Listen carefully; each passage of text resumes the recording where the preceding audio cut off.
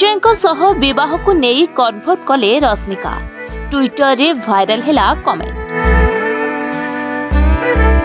South एवं बॉलीवुड रो लोकप्रिय अभिनेत्री रश्मिका मंदाना तांको ना अभिनेता विजय देवरकोंडा सह दीर्घ समय धरी जोड़ा हो जाइतिला।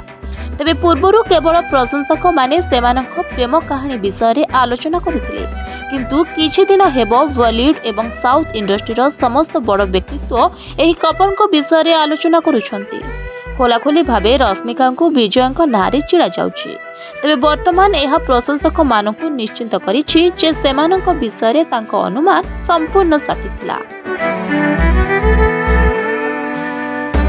तबे निकटरे अभिनेत्री जानी सुनी किंबा अजणतरे किछि कहिछंती, जोंथि पई तांको विवाह खबर पुणी थरे चर्चा को आसीछि। वर्तमान अभिनेत्री सोशल मीडिया रे तांकर विवाह को नै सूचना दैछंती। तांकर गोटे ट्वीट वर्तमान भाइराल होछि। फैन पेज रे शेयर करा जायतिबा ट्विटर रे लिखा जायतिला जे जणे व्यक्ति रश्मिका मंदाना को स्वामी हेबा पई केउ गुण रहिबा उचित।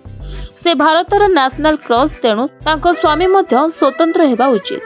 तांको स्वामी मध्य विजय देवरकोंडा कपरी हेबा उचित। जदि आमे तांको रानी बोली कहि थाउ ताहेले तांको स्वामी मध्य जणे राजा परी हेबा उचित। एही ट्वीट सोशल मीडिया रे भाइराल होइतिला।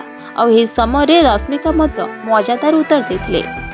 से एपरि किछि लेखिथिले जहा प्रशंसक मानकु सेमानक विवाह खबर को निश्चिंत भावे बुझाई देथिला। रश्मिका हसी हसी लेखिथिले यह संपूर्ण सत। एही ट्वीट सहित अभिनेत्री एक हार्ट इमोजी मध्य शेयर करिसंती। तेबे वर्तमान तांकर उत्तर को समस्त पसंद करुछंती। एही ट्वीट कारणरू तांकर एवं विजय देवरकोंडा विवाह पुणी थरे चर्चा को आसीछि। Bureau report Bhanjatattva news.